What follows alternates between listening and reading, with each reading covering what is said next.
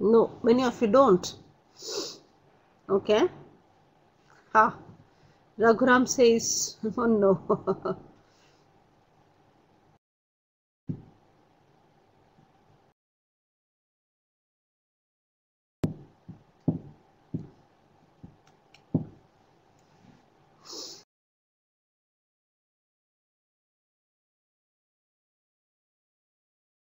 Yeah, the significant one which I felt of talking to you is the emotional intelligence, which you've all been hearing of. Have you all heard of this emotional intelligence?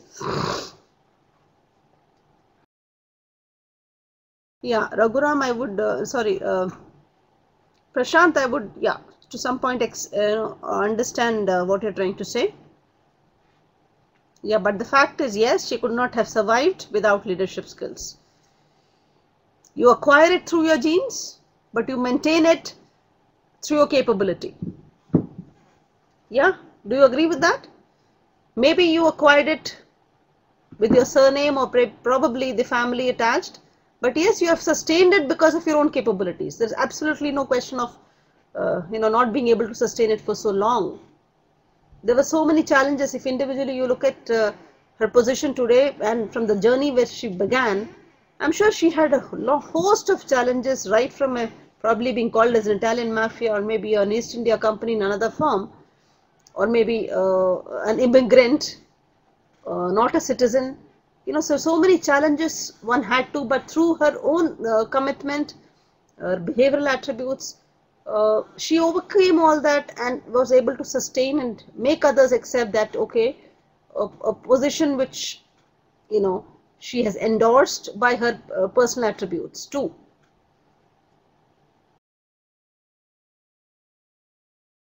Yeah, survival is on your personal competency. Absolutely no question of not, surviving without your own personal competency. Yeah, so you have heard about emotional intelligence. Now there is a adage which I came across, and it said IQ gets you hired and EQ gets you promoted. And you're talking about somebody being promoted. You are referring to the uh, leadership capability of the person.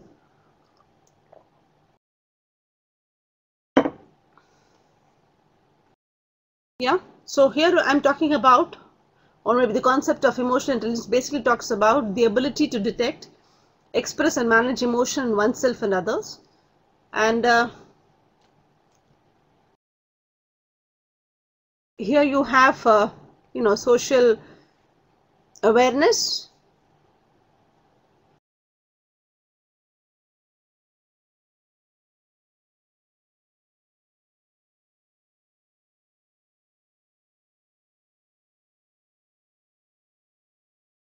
You have self and you have others. Recognition of emotions of self, which can be called as self-awareness.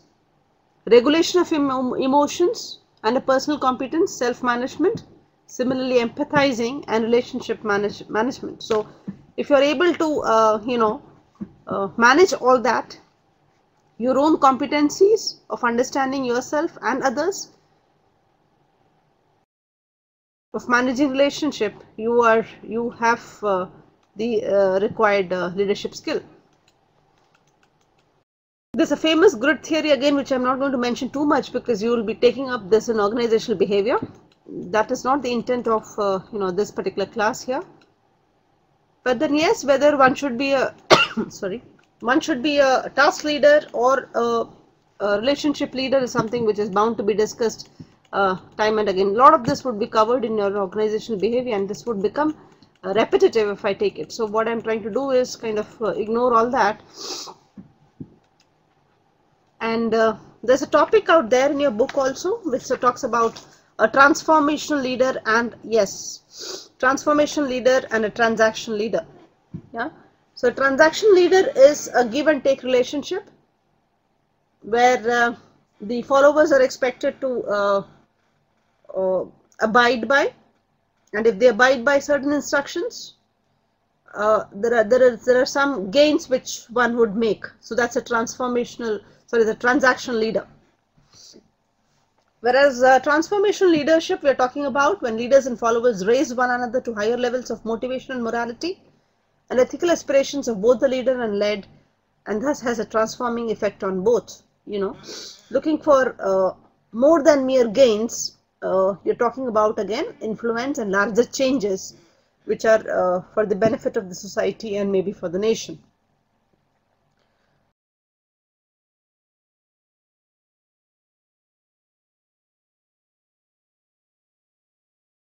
Okay, can you name some transformational leaders? How would you identify the DMRC head? Yeah, a transaction leader or transformation leader?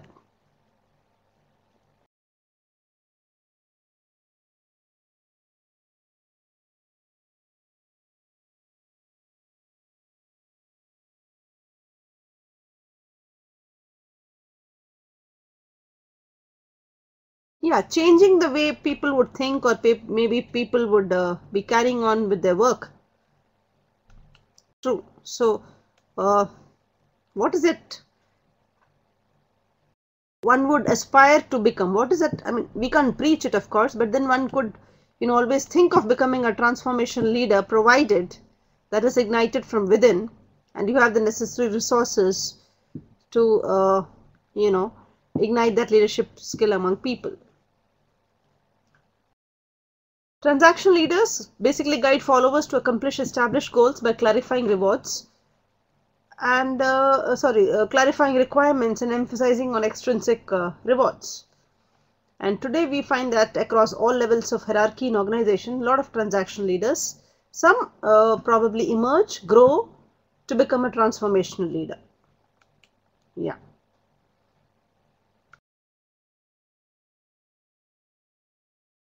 Development of, ideally when we're talking about this topic, deliberating on it, and when you're part of this discussion, I'm sure you're looking at the important topic of how do we develop leaders in organization is a apparent route which we would discuss upon.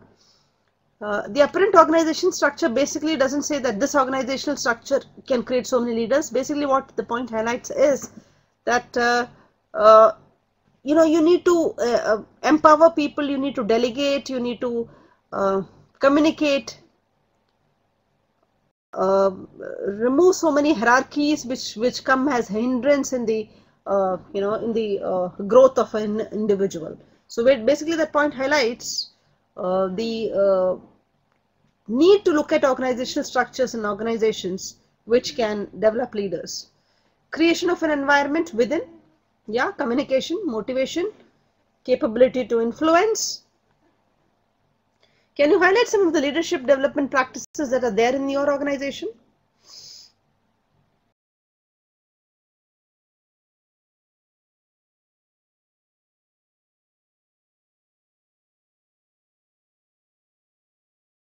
Yeah, anybody from your anybody?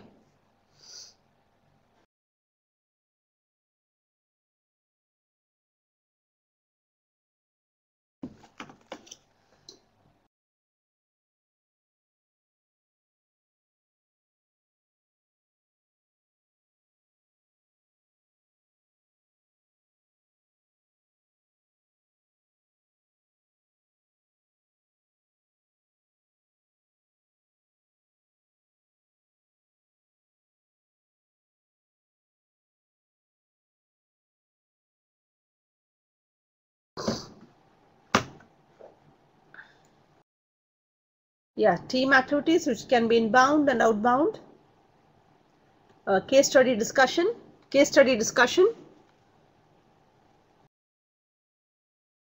Yeah, propelling sessions. Mentoring as a process. Team meetings. Brainstorming sessions. Do you have it in organization, Amit? The Thought Leadership by Franklin. Have you got a chance? Yeah, helping or maybe enabling people to take part in the social responsibility activities of the organization.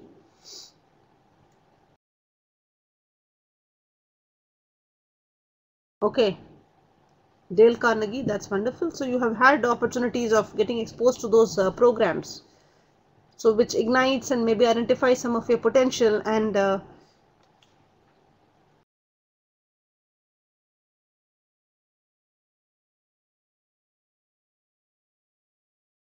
yeah, there is a graph out here which talks about active and passive, you know, maybe effective, ineffective, active and passive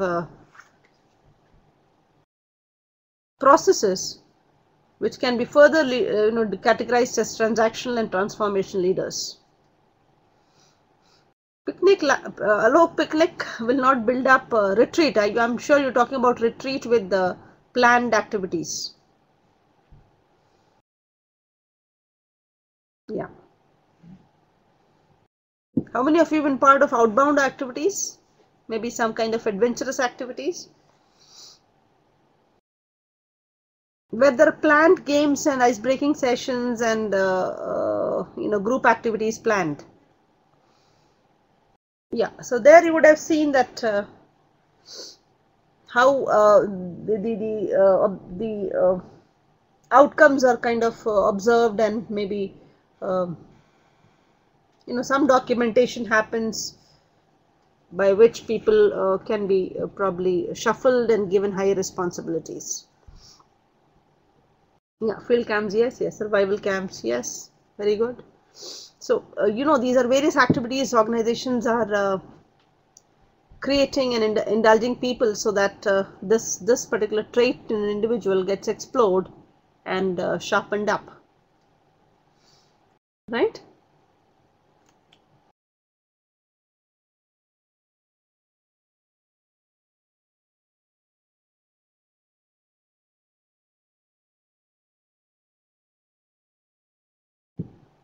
Yeah, I came across a statement by James Champy in Outsmart, which said, the caring part of empathy, especially for people with whom you work, is what inspires people to stay with the leader when the going gets rough. Very, very significant. When going is good, everybody is good around you. It's only when going gets rough that you find the leadership trait in individuals. The mere fact that someone cares is more often than not rewarded with, loyalty.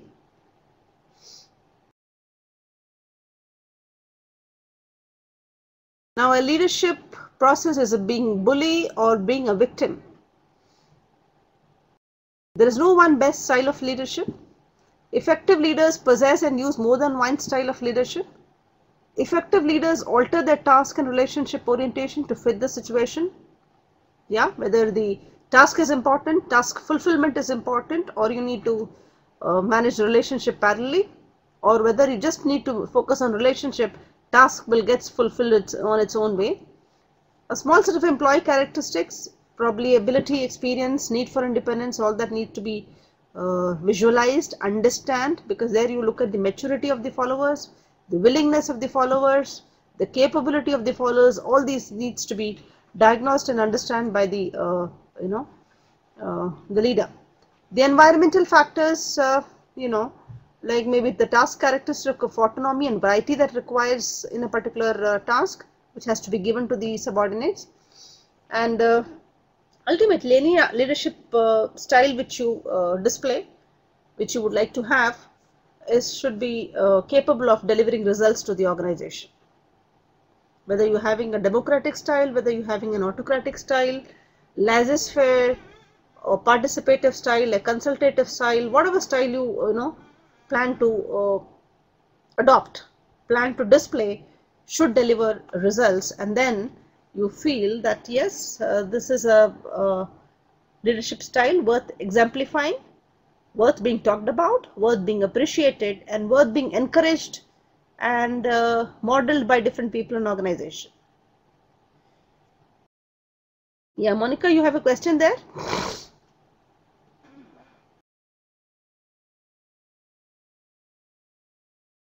I was going through some article somewhere, and employee characteristics, I would say, in terms of willingness, competencies, as far as subordinates are concerned, I would say that there is something called as I'm willing to do, or maybe I'm not willing to do. I have the ability to do, and I do not have the ability to do. So when a leader is talking about influence, you are looking at the willingness. Are you able to understand the willingness, enkashik on the willingness? And if somebody doesn't have the ability, how do you help the employee to develop the confidence? Develop the confidence, instill some qualities which will develop him or her to, become confident. And the employee maturity to handle responsibilities. Is that clear, Monica? So here I'm talking about a willingness, talking about ability, and the maturity of the followers to deliver results. So how does, as a leader, understand the different set of subordinates he has? So because the immediate impact is in terms of if you fulfill your goals, obviously the accountability lies with the leader. So how do you kind of understand everybody's capabilities and delegate accordingly? You can't have one standard formula. This is a chapter we are talking about leading.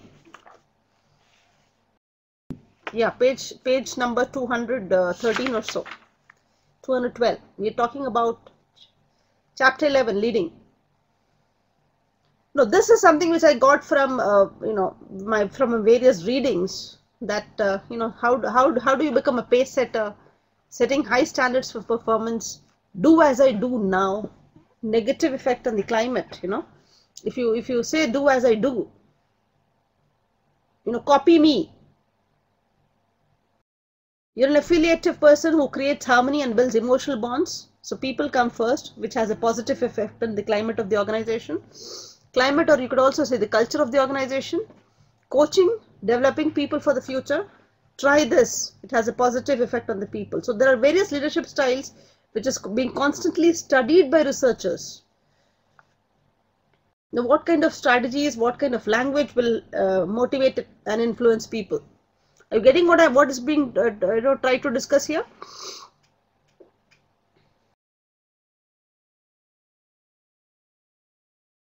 Yeah, all of you. Maybe in the similar form it's not there, but yes, you need to be understanding the variety of research being done on this topic.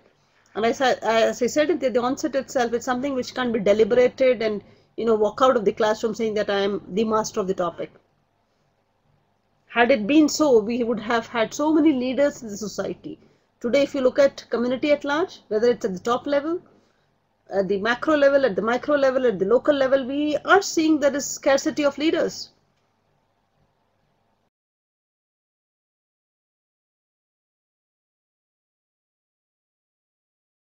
There are coercive leaders which demands immediate compliance.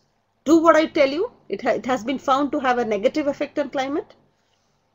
Authoritative leaders mobilizes people towards a vision. Come with me. Strongest positive effect on climate. Democratic leaders forges consensus through participation. What do you think? It has been found to have a positive effect on climate.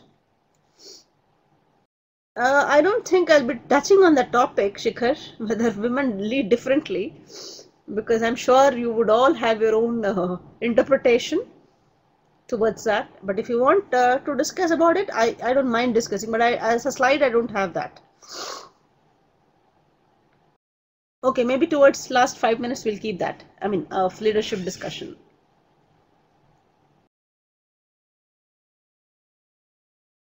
Yeah, so when should one be a coercive leader? When should be one an authoritative leader? When should one be a democratic leader? When should be one a pace setter, an affiliator, and maybe a coach? So when you could, in a crisis or a genuine emergency, and the subordinates are not able to see it, so there is a coercive. For example, I would say the FDI retail was a coercive. Was it a coercive step? Or was it a democratic decision?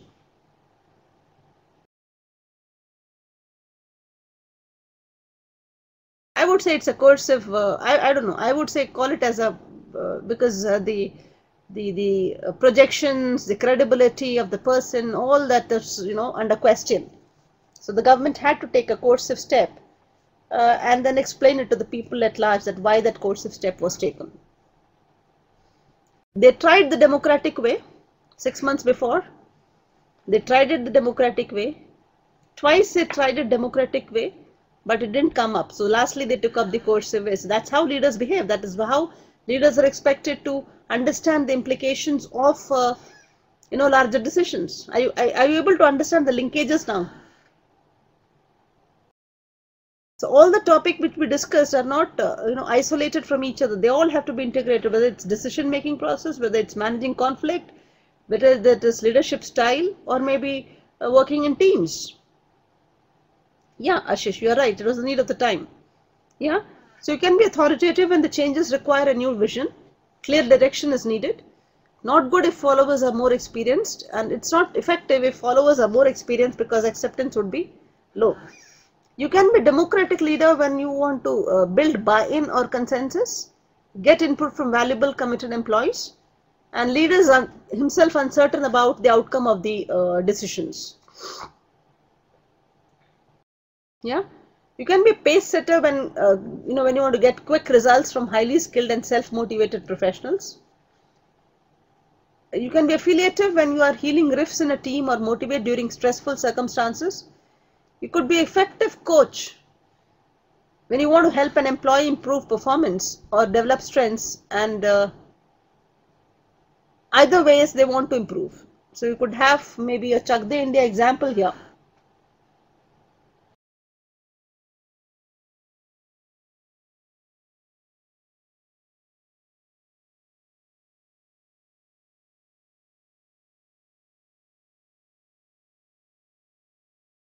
Yeah, you could have maybe cricket as a example, maybe Olympics, winning medals in how the coaches help their mentees, their team to develop those qualities and strengths, inner strengths, to win.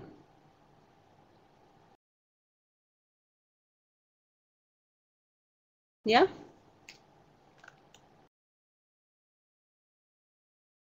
So the key leadership success factors is increasing your range of effective styles, improving your self-awareness to what is happening around you, how good you are at, increasing your self-regulation in terms of temperament.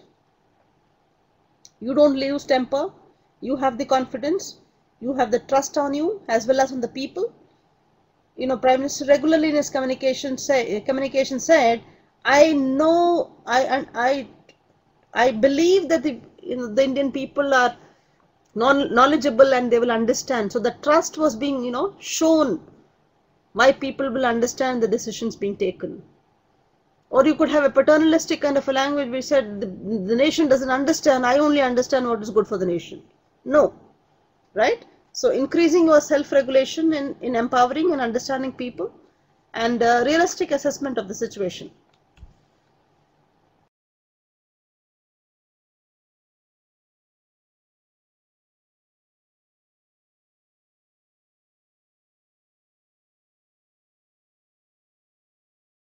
Yeah, so with that I kind of would wind up this topic on leadership.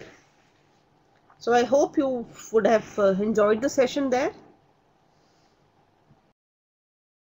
And as I said, it's something which we need to explore. We need to see the larger leaders around us and develop those competencies in ourselves, and we need to understand our own environment, organizational settings.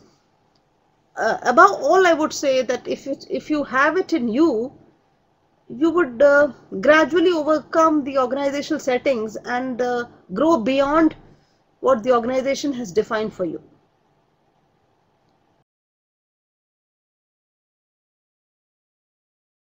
So understanding your own situation and the contextual factors which enable you or maybe create roadblocks for you is something which you need to understand, diagnose. So there is a lot of, as I said here, in terms of understanding your own range of styles, seeing people around you, to understand their styles.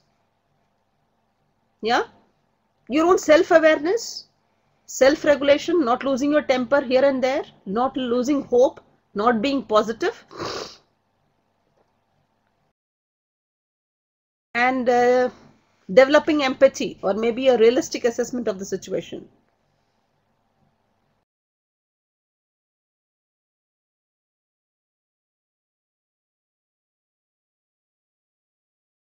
Not being positive. You have a question there, Chaudhary? There are some questions you need to ask. You were asking, isn't it?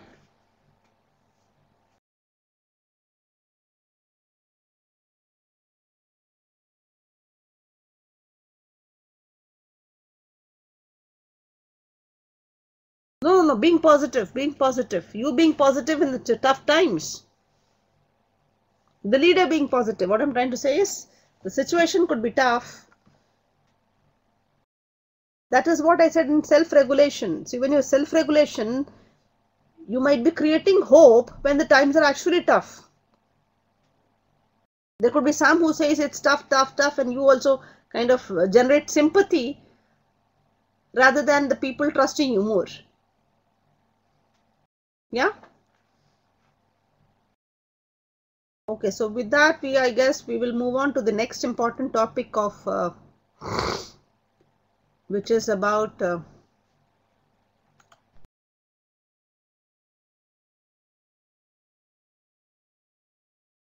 Shikhar. Here I would say how much communication is something again which you need to determine. Because today information is out in the open. There's nothing concealed. So if you have a literate crowd, if your followers are literate, highly educated, highly informed, yeah, accessibility of the leader, yes.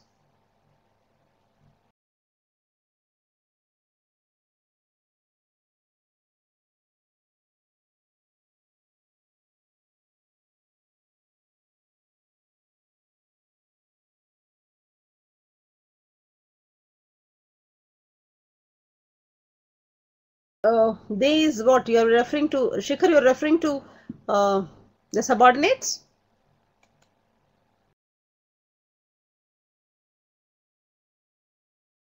So here we are going to take up the topic of managing conflict and negotiation, which is the next chapter in your discussion. Yeah. So we'll talk about this chapter, and these are some of the learning objectives of the chapter. Every relationship has its share of conflicts, disagreements, and divergent interests.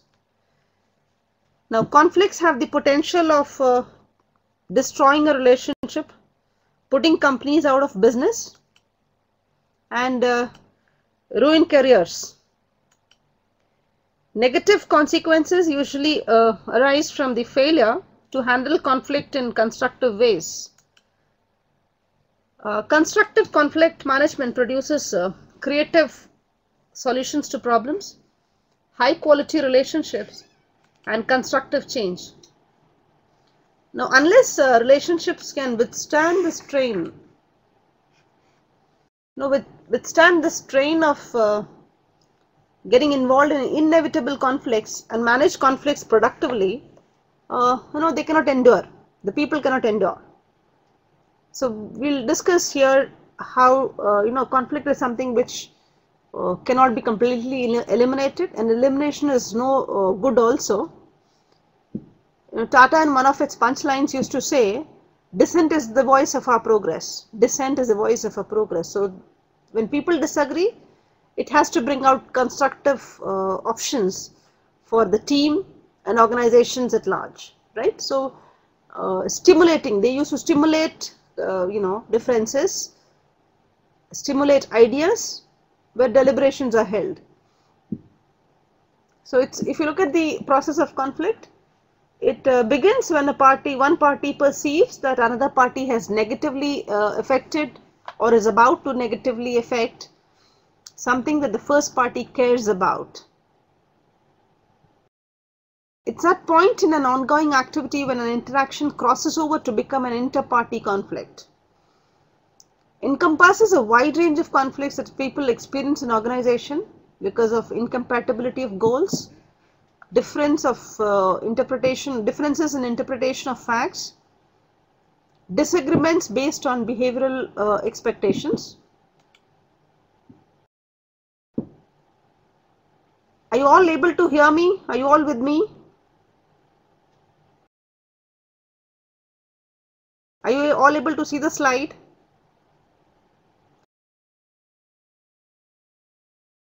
Now, the presence of conflict need not harm an organization or reduce employee effectiveness. You can have a positive attitude or a negative attitude towards it. The creation and resolution of conflict can lead to constructive problem solving. So it has been found that the positive attitude has reflected in the beneficial effects of productivity, relative effects of conflict, and positive on relationship outcomes. Now there are some of the views towards conflict. The traditional view of conflict is that that conflict is harmful and must be avoided. How many of you believe that? Conflict is bad and it should be avoided at any cost. Okay, so many of you disagree to the whole concept itself. Yeah, the causes of this kind of avoidance could be because of poor communication, lack of openness, and failure to respond to employee needs.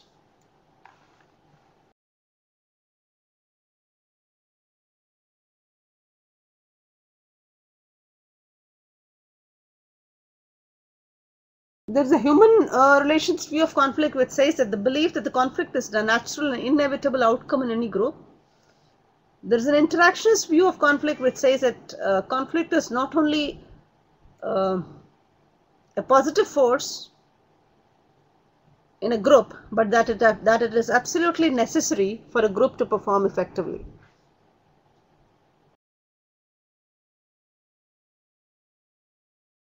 Yeah, Yogesh, you had something to say there?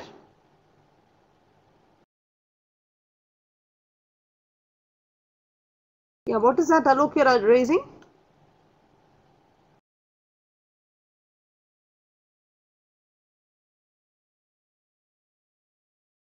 Conflict leads to reveal a lot of hidden truths.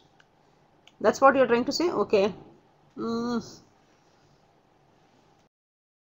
Yeah, there is openness. Yeah. Yes. If you disagree, a lot of things are brought out open.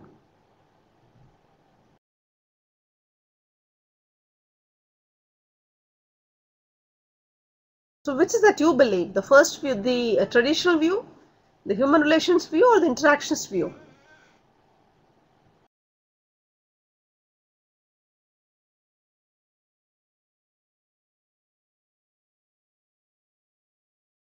The interactionist view.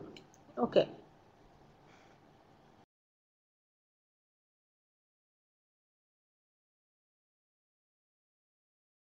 Yeah, somebody said just now it could be because of scarcity of resources, specialization.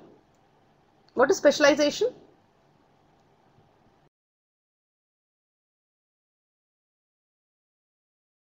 Yeah, Yogesh, what is HR view? Which is the HR view, the interactions view or the traditional view?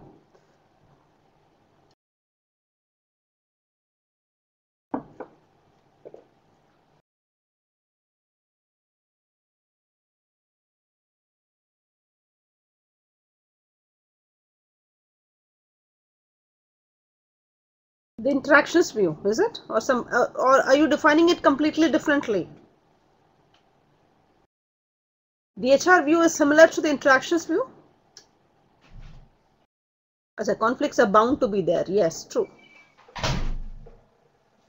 Yeah, very rightly said. The conflicts are bound to be there. Okay, if you look at Amit. Can anybody talk about specialization? What is specialization and how does it bring conflict?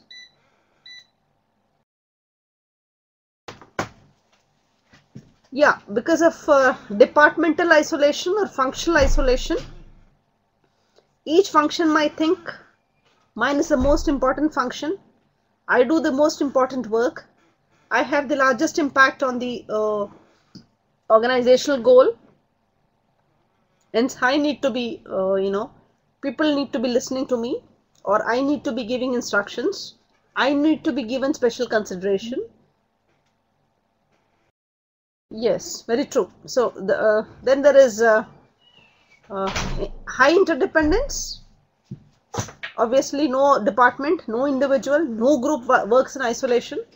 So when there is interdependence, obviously there are going to be, differences. Incompatible goals, yeah, because of lack of understanding, lack of visualizing together, status differences, jurisdictional ambiguity, incompatible personalities, difference in perception, difference in values, communication distortions, and cultural barriers.